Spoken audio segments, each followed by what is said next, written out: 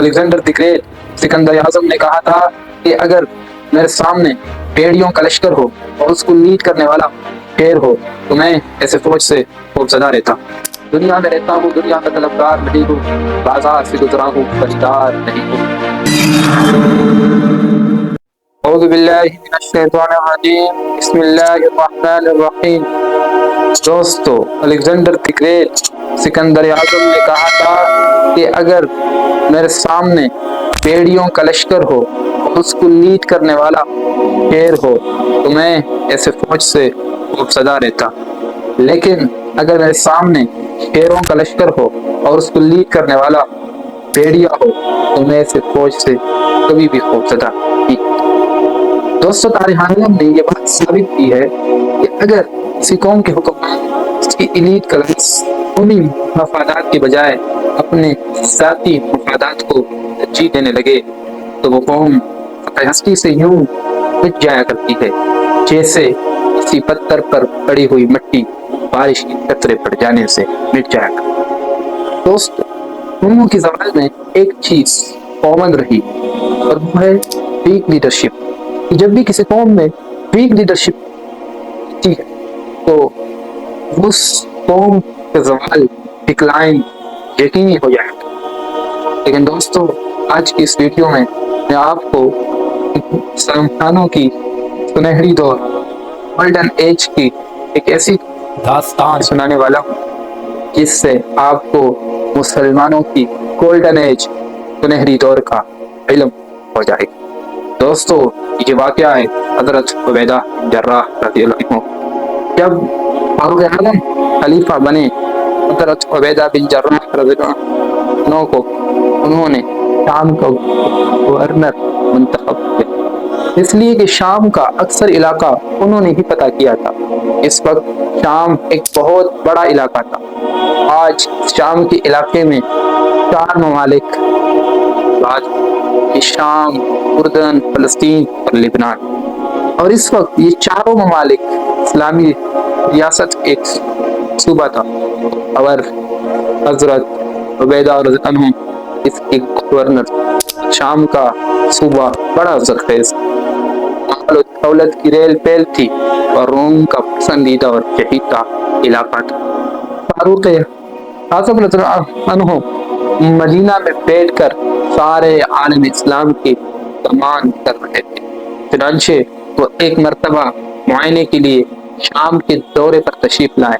شام کے دورے کے دوران ایک مرتبہ حضرت عمر فاروق رضی اللہ عنہ نے حضرت عبیدہ بن جراح رضی اللہ عنہ سے فرمایا، میں آپ کا گھر دیکھنا چاہتا ہوں. اس پر حضرت عبیدہ رضی اللہ عنہ نے کہا، امیر المؤمنین، آپ میرا گھر دیکھ کر کیا کریں، کیونکہ آپ میرے گھر دیکھنے کے بعد آنکھیں نچوڑنے کے سوا اس کے پاس کوئی آپشن باقی نہیں رہے.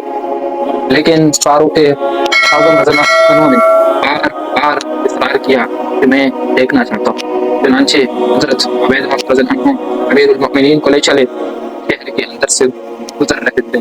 جاتے جاتے جب شہر کی آبادی ختم ہو گئی، حضرت عمر رضی اللہ عنہ نے پوچھا، کہاں لے جا رہے ہو؟ عبیدہ نے جواب دیا، ابھی تو قریب ہے.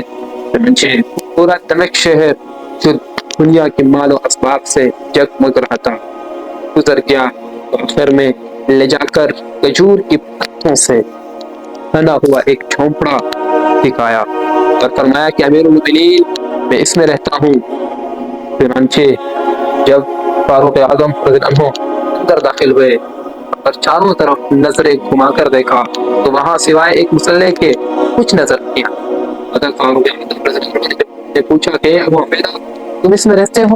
یہاں تو کوئی ساز و سامان، کوئی کھانے پینے اور سونے کا انتظام کچھ بھی نہیں، آپ کیسے رہتے؟ انہوں نے جواب دیا، امیر المؤمنین، الحمدللہ میری ضرورت کے سارے سامان اس میں میسر.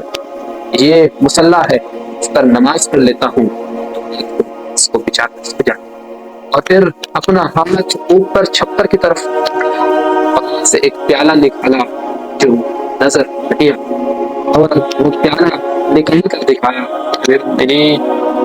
یہ برتن ہے حضرت فاروق اعظم نے جب اس برتن کو دیکھا تو اس میں پانی بھرا ہوا تھا، سوکھی روٹی کے ٹکڑے بھیگے ہوئے تھے، اور پھر حضرت عبیدہ نے فرمایا کہ امیر المؤمنین، میں ان حکومت کے سرکاری کاموں میں مصروف رہتا ہوں اور اپنے لیے کھانا نہیں پکا سکتا، چنانچہ میں 2-3 دن کا آٹا ایک خاتون کو دے دیتا ہوں اور وہ میرے لیے کھانا پکا کر لے آتی ہے، اور پھر جب وہ سوکھی ہو جاتی ہے تو میں اسے پانی میں ڈبو کر کھا لیتا ہوں۔ دوستو، یہی وہ لوگ ہیں جس کے متعلق شاعر نے کیا خوب کہا ہے: دنیا میں رہتا ہوں دنیا کا طلبگار نہیں ہوں، دنیا میں رہتا ہوں دنیا کا طلبگار نہیں ہوں، بازار سے گزرا ہوں خریدار نہیں ہوں۔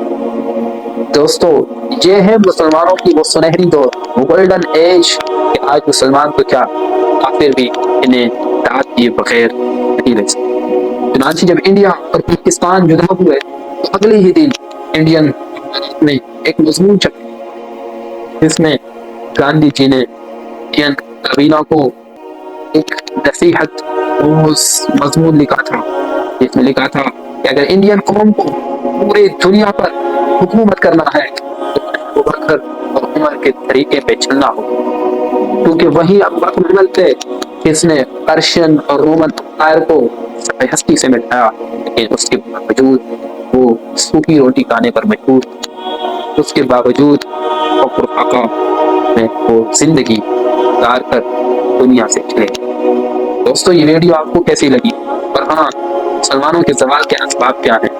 کمنٹ میں اپنی رائے ضرور دیں۔